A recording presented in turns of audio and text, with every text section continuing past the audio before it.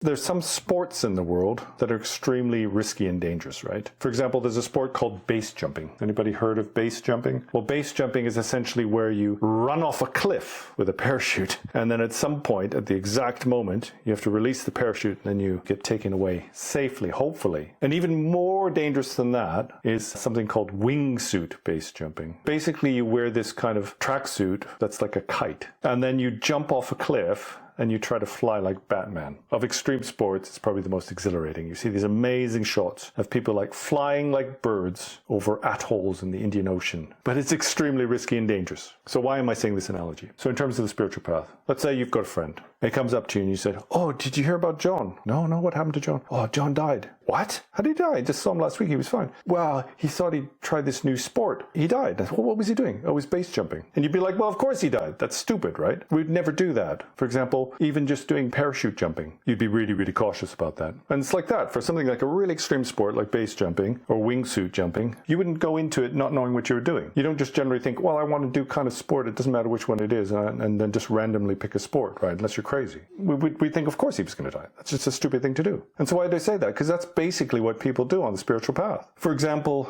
recently, well, not that recently, I did a 4-year retreat at Samye Ling. This is on the island of Arran. Before we went into retreat, we spent months preparing at Samye Ling. And not only that, most of the students who attended, maybe I was the one who had least experience in this, had received teachings from Drupal Rinpoche before. And he was basically very clear about exactly what we were doing. And he's very strict. And he doesn't hide that fact. He doesn't try to pretend he's a bodhisattva. He's really, really tough. And all of the people who attended the retreat knew this. And we spent months preparing for the retreat, getting up early in the morning, studying and practicing all day long for months and months and months. So it'd be like no surprise. And not only that, all of these people were self-avowed Tibetan Buddhists. And so they spent years studying scriptures. For example, the stories of Milarepa. And everywhere in the teachings, in the scriptures, in the life stories, it goes on and on and on about what a difficult path this is.